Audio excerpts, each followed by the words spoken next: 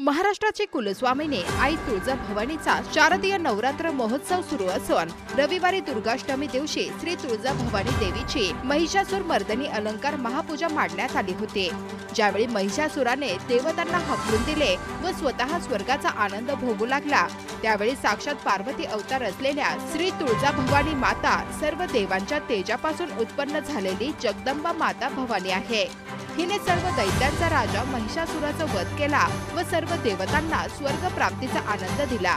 त्यामुळे देवीला महाअलंकार घालण्यात येऊन महिषासुर मर्दिनी अलंकार महापूजा मांडण्यात येते अशी आख्यायिका सांगितली जाते। तत्पूर्वी काल शनिवारी रात्री 7व्या माळेच्या दिवशी अभिषेक पूजेनंतर देवीला वस्त्र अलंकार चढविण्यात आला। त्यानंतर धूपारती करण्यात आली। रात्री श्री तुळजाभवानी मंदिरात पितळी गरुड वाहनावरून छबिना मिरवणूक काढण्यात आली।